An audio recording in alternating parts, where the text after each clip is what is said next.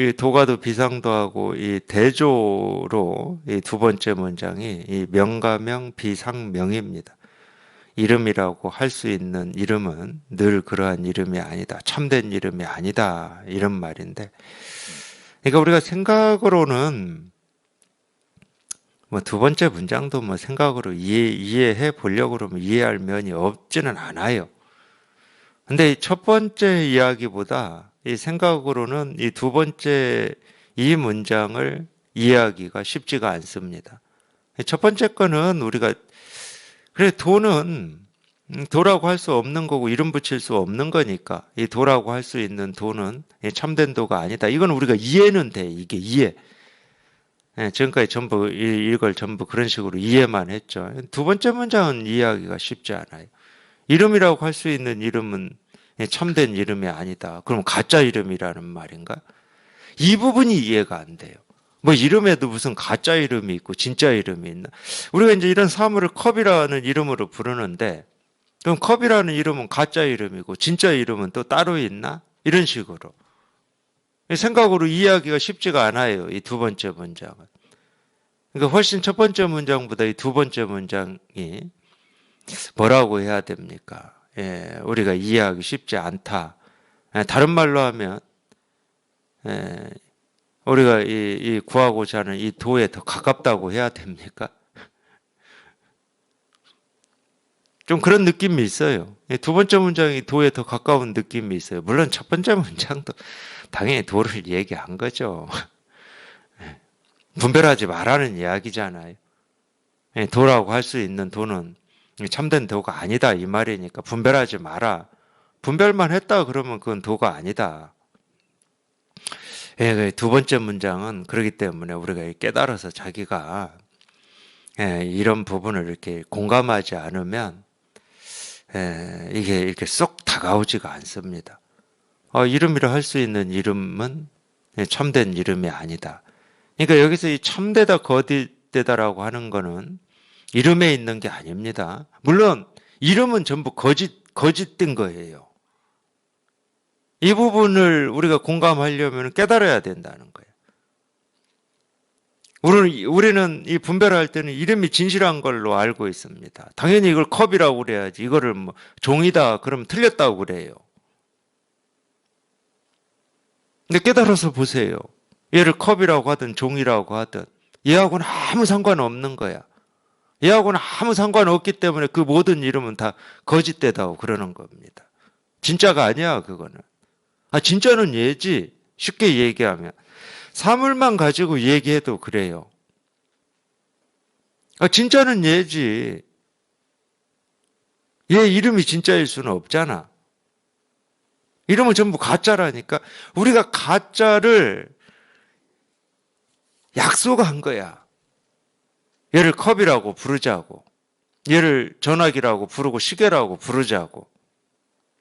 약속한 거지. 그게 그 대상 사물의 어떤 진실이냐? 진실일 수는 없죠.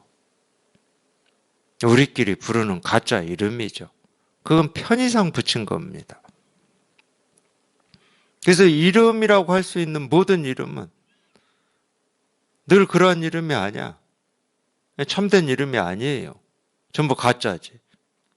참된 거는 이거밖에 없어. 이거밖에 없어. 그러면 이 모습이 그렇다면 우리가 참된 거냐? 하나만 더 들어가게 해요. 얘를 컵이라는 이름을 빼버리고 이 모습이 그러면은 이게 참된 거냐?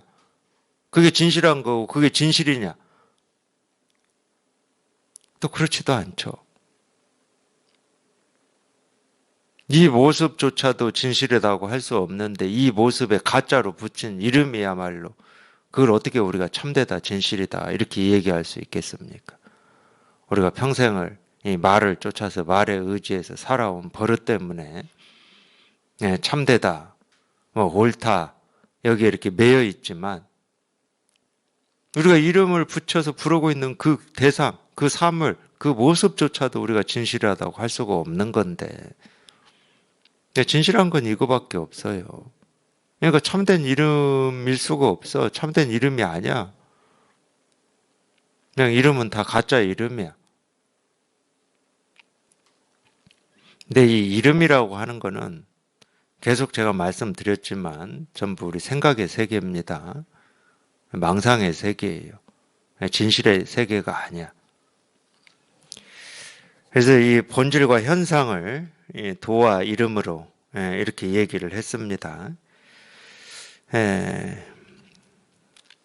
무명, 이름 없음, 그 다음에 유명, 이름 있음, 이렇게 세 번째, 네 번째 문장도 이렇게 대조되어 있고 다섯, 여섯 번째 문장도 대조되어 있습니다. 무명, 이름 없음은 이 천지의 천지지시해서 천지의 시작이다. 이제 두 번째로는 이름 없음과 이름 있음으로 이 근본과 현상을 또 얘기하고 있습니다. 그러니까 이 첫 번째 문장에서 얘기했던 이 도라고 하는 게 무명이에요. 무명, 이름 없음이야. 이름 없음이야. 우리가 도라는 말로 얘기하고 싶은 건 이름 없는, 분별되지 않는 이거를 얘기하고 싶은 거예요. 그러니까 이름이 없는데 도라는 이름을 지금 붙였잖아, 우리가. 그냥 가짜지, 당연히 가짜지. 그래서 무명이라고 하는 거는 분별되지 않는 세계를 얘기하는 겁니다. 분별되지 않는 거. 우리 본성을 얘기하고 있어요. 본성이라고 하는 것은 이 천지의 시작이다. 당연히 이 천지라고 하는 것은 어렵게 생각하지 마십시오. 우리가 우주라고 하는 게 천지잖아요. 우주라고 하는 건 모습 지어진 세계입니다. 무명천지지시라는 말은 창조를 얘기하고 있는 거예요. 기독교식으로 얘기하면 창조. 이 모습 지어진 이 우주 삼라만상은 이 모습 없는 여기에서 다 생겨났다. 시작이라고 했잖아요. 시작. 창조라니까. 불교에서도 그런 말이 있죠. 일체 유심조라고. 이 일체라고 하는 건 이 우주를 얘기하는 겁니다. 모습 지어진 이 모든 걸 얘기하는 거예요. 이 모습 지어진 세계.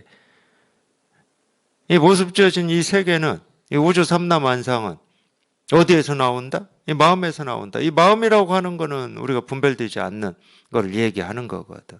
똑같은 얘기예요. 무명이라고 하는, 그러니까 결국은 우리가 깨달을 건 이 무명이죠. 무명. 이름 없는 이 무명. 근데 한번 잘 보세요. 이름이 없다는 말도 말이고 이름입니다. 이름이 있다, 이름이 없다 하는 것도 말이고 이름이야. 그러니까 이름 없음이라고 하는 이거를 이해하시면 안 되는 거죠. 이 이름 없음이라고 하는 이 무명으로 가르치고 이 무명으로 얘기하고자 하는 거는 이거밖에 없는 거예요. 어떤 무명의 세계가 있다, 뭐 그런 이상적인 세계가 있다, 무릉도원이 있다, 뭐 신선의 세계가 있다, 그 얘기하고 싶은 게 아니에요. 거기에도 당연히 이 세계가 있기만 하면 다 이름이 다 있죠. 이름을 붙일 수가 있고, 뭐 신선이다, 뭐 천사다, 천녀다, 다 이름 붙일 수 있습니다. 모습이 있다 그러면 다 붙일 수가 있어요. 불교식으로 얘기하면 이 무명이 공입니다. 공. 공이겠죠. 천지, 이 모습 지어진 모든 것은 무명이라고 하는 분별되지 않는 이 진실에서 다 나온다. 이게 천지시지입니다. 이게 무명천지지시.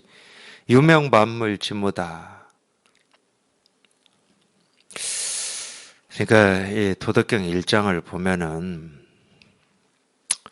도덕경을 보는 이유가 우리가 이제 이 도에 관심이 있어서 보기 때문에 아무래도 이 명과 명이라든지 유명 이쪽에 관심을 집중해서 보기보다 이 도가도 무명 이쪽에 관심을 집중해서 봅니다.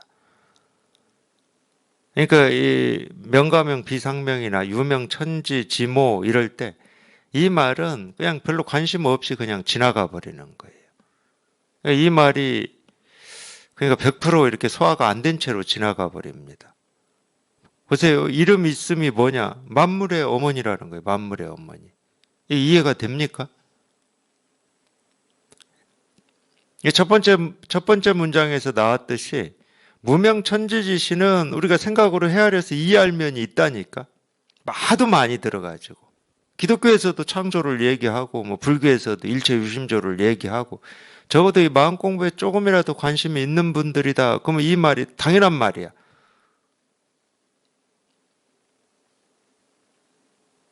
우주 삼라만상은 전부 이 마음에서 나오고, 알 수 없고 분별되지 않는 여기에서 나온다. 이 말은 그냥 머리로라도 그렇게 알고 있어. 물론 그 알고 있는 게 진실한 건 아니죠. 그건 이해고 알미기 때문에. 근데 이 두 번째 문장들은 이해하기가 힘들어요. 그 이름 있는 것이 이 만물의 어머니다. 이 만물이나 뭐 천지나 똑같은 말이잖아요. 만물의 어머니라는 거예요. 그러니까 제가 이 명가명 비상명에서도 얘기했듯이 이 두 번째 문장이 소화되고 공감이 되려면은 당연히 깨달아야 됩니다. 안 깨닫고는 이 말이 무슨 말인지를 몰라요. 예를 들면은 이제 그런 말이에요. 성경에서는 이 창조하는 부분이 하여튼 제가 기억나는 건 그거예요. 빛이 있으라 해서 빛이 있었다고 그러잖아요. 그 말하고 똑같습니다. 이 세상이 있으라 하니까 세상이 있었다. 이 말하고 똑같은 말이에요. 이름 있음이라고 하는 게 만물의 어머니니까. 만물이 다 여기에서 나왔다 이 말이니까.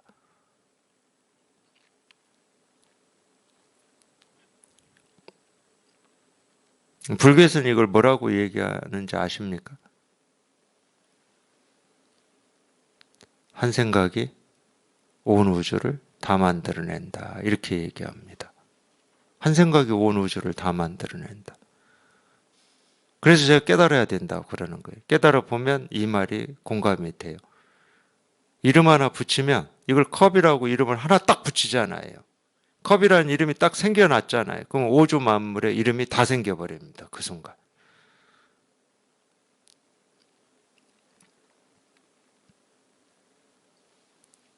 그러니까 만물 지모죠. 유명은 만물 지모예요.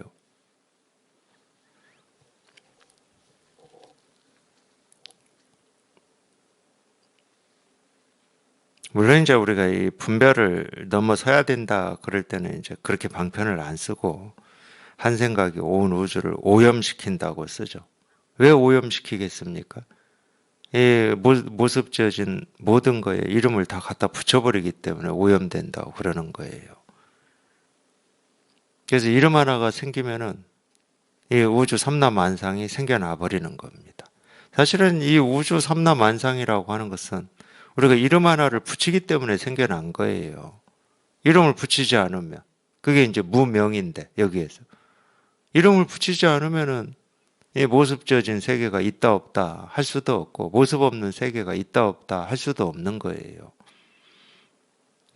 그러니까 오히려 제가 볼 때는 이 두 번째 문장에 더 이렇게 집중을 해야 되는데 자기가 관심이 도에 있고 깨달음에 있다는 그 이유 때문에 이 두 번째 문장도 다 깨달음을 얘기하고 도를 얘기하고 있는데 도라고 하는 글자라든지 유명이라고 하는 건 자기가 안다고 여기니까 이 무명이 도대체 뭐냐 이쪽에 이렇게 집중을 하다 보니까 그냥 넘겨버리는 거예요. 근데 진짜 이해하기 힘든 거는 다 두 번째에 들어있어요. 명가명, 유명 이쪽에 들어있어. 제가 볼 때는 그래요.